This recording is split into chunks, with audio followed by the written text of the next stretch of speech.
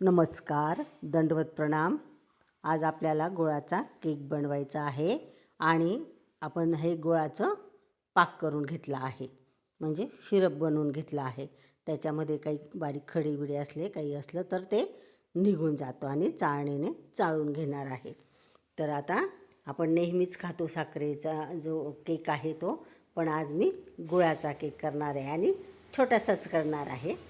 हे बघा, आता हे मी थोडं 2 चमचा थोडं पाणी वापरलं आणि याचा पातळ असा पाक करून घेतला आणि तो आता वापरणार आहे बरं का। मी पाणी अगदीच नावाला वापरलं, जास्त नाही। आणि आता हे दुसरं साहित्य घेते आणि मग आपण केक करूया।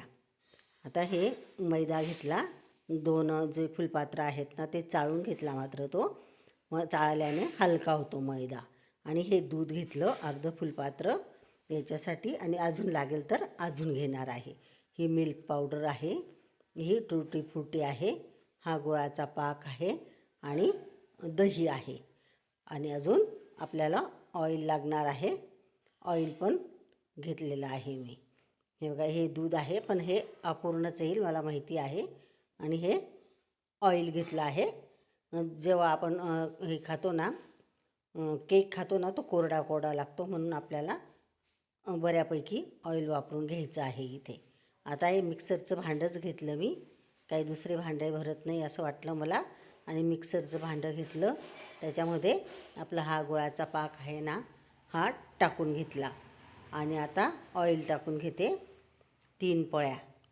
हे बघा, असं 3 पळ्या टाकून घेते ऑइल, म्हणजे आपला जो केक आहे ना तो कोरडा नाही लागणार खायला, म्हणून टाकून घेते। आणि आपल्याला घरच्या साहित्यात करायचं आहे। 2च दाखवल्या, 1 टाकलंच पण मी 3 टाकल्या। आणि आपल्याला घरच्या साहित्यात करायचं आहे केक, म्हणून दही घेतलं। ज्या वस्तू आहेत घरात उपलब्ध त्याच्यानेच केक बनवायचा आहे, असं बाहेरून काही मला आणायचं नव्हतं। आणि छोटासा बनवायचा होता आणि आपलं ख्रिसमस निमित्त बनवायचा होता, म्हणून बनवला मी। आता हे मिल्क पावडर टाकली, ही ना अर्ध्या वाटीला जास्त होती, तर मी आता जेवढी अर्धीच वाटी टाकली आणि जी जास्त होती ती कमी करून घेतली, काढून घेतली। आणि चिमूटभर मीठ टाकलं। मग प्रत्येक गोड वस्तूमध्ये अगदी थोडं असं मीठ टाकून घ्यायचं असतं। आणि हे आहे ना, आता मिक्सरमध्ये फिरून घेते मी असं। आणि फिरवल्यामुळे ना, आपण जरी हे ज्या वस्तू टाकल्या त्याच्यात, तर ते फिरवल्या ना आपण, तर ते हलकं होतं आणि केकही हलका होतो आपला, लुसलुशीत होतो, म्हणून फिरून घेते। यंत्राचा फरकच पडतो आणि हाताचा पडतो, म्हणून मिक्सरमध्ये चांगल्यापैकी फिरवलं जाईल म्हणून। आणि आता मैदा टाकूनही फिरून घेऊ। आणि मैदा तो मी चाळून घेतला म्हणून हलका तर झाला, पण तो चिकट असतो, म्हणून त्याला दूध जास्तच लागणार आहे।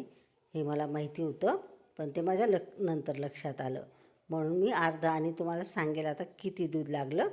अर्ध फुलपात्रच घेतलं होतं, पण ते काही पुरणार नाही, अजून घ्यावंच लागेल आपल्याला। हे बघा, हे आता हे मैद्यामध्ये टाकून घेते मी आणि छान असं फिरून घेते। आणि लागलं दूध तर आपण अजून टाकू, आणि मी तुम्हाला शेवटी सांगणार आहे की आपल्याला किती दूध लागलं असं। चला, मी आता हे फिरून घेतलं आणि तुम्हाला आता दाखवते की आपलं कोरडं, हे बघा मिश्रण आपलं कोरडंच झालं आहे। आणि मला आता अनुभव आहे म्हणजे बऱ्याचशा गोष्टींचा वयाच्या मानाने, तर मग मला लगेचच कळून जातं, पण मग काही गोष्टी माझ्याने पहिले दाखवलं गेलं आणि नंतर लक्षात आलं। चला, मग आता पाणी अजून दूध टाकून फिरून घेते, चांगल्यापैकी बऱ्यापैकी फिरून घेते। आपण जेवढं फिरवलं तेवढं आपला हलका हलकासा केक होईल। आणि आता हे माझ्याकडे ओव्हनमध्ये ठेवायला फक्त हे सिरामिकचं भांडं होतं, ते मी त्याला आहे ना ऑइलने ग्रीस करू शकत नाही, कारण की ते लावल्यावर बरोबर खाली निचरून येतं, म्हणून मी हे आपलं जे साजूक तूप होतं ना, ते हिवाळ्यात जमलेलं असतं, घट्ट झालेलं असतं, त्यानेच घेतलं, म्हणजे ते लावून घेतलं। आणि आपलं साधं जे पोळींचं पीठ असतं ना घरामध्ये, ते टाकून घेतलं बघा ह्या भांड्याला, आणि याच्यामध्ये आपण केक करणार आहोत, ही तयारी करून घेतली मी। आणि आता आपलं ओव्हन आहे ना, ते पण लावून घेणार आहेत, प्री हीट म्हणतो त्याच्यासाठी। आता ओव्हन लावलं म्हणजे सगळी तयारी मग पहिलेच करून घ्यावी लागते. हे 10 मिनटासाठी लावून घेते मी आणि मग आपण याच्यात केक ठेवूया. कढईत पण खूप सुंदर असा केक होतो बरं का. पण आता कसं आहे आपल्याकडे वस्तू तर वापरावी म्हणून, नाही तर कुकरमध्ये होतो, कढईत होतो. पहिल्याने काही माहिती नव्हतं लोकांना हा केक कसा कसा बनवतो. पण आता यूट्यूबमुळे बऱ्याच लोकांना माहिती पडलं आणि सगळे बऱ्यापैकीच घरी केक करता. पण ते आपलं बाहेरूनही आणता, एवढं प्रत्येक वेळेला नाही परवडत, पण असं खाण्या म्हणून करतो घरी. तसंच मग मला असं वाटलं आपण पण करून घ्यावा आज केक, म्हणून मी घरच्या साहित्यात बनवलं, तुम्हाला सांगितलंच आहे. आणि म्हणून आपण बनवून घेतला घरच्या साहित्यामध्ये. आता हा आपल्याला या भांड्यात ओतून चांगलं फिरून घेतलं आणि या भांड्यामध्ये ओतून घेतलं. आणि मी काय केलं, जे भांडं आहे ना ते जेव्हा आपण हे ओव्हन आहे ना फ्री करायला घेतलं, तेव्हाच भांडं पण मी 2 मिनटासाठी मध्ये ठेवलं होतं. आणि आता ते गरम झालेलं आहे आणि परत ठेवते बघा. मी आपला हा केक परत ठेवते आणि तो आता पटकनच होईल बघा. त्याला काही वेळ लागत नाही, 15-20 मिनटंसुद्धा लागत नाही. मी आता हे पॉवरचं बटन दाबलं आणि हा टाईम लावून घेतला आणि आपला केक झालासुद्धा, काही वेळ लागला नाही त्याला. आणि बघा मी ही चमचा टाकून पाहते, 2-3 ठिकाण टाकून पाहिला, पण आपला तो चमचा आहे ना तो स्वच्छ असाच निघाला, त्याला काही बॅटर चिपकलं नाही. म्हणजे आपला केक पूर्ण झालेला आहे आणि खूप सुंदर असा कडा आहेत ना आजूबाजूच्या त्या सुटल्या आहेत, म्हणजे तो मोकळा झाला आहे, म्हणून तो परफेक्ट झाला आहे.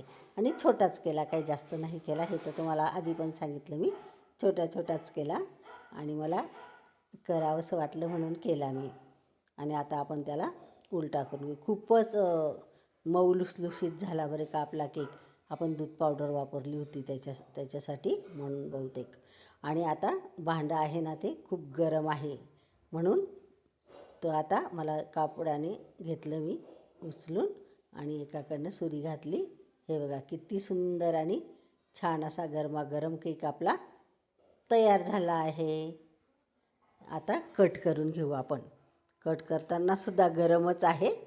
हे बघा सुंदर असा मऊ लुसलुशीत केक झाला आहे आपला.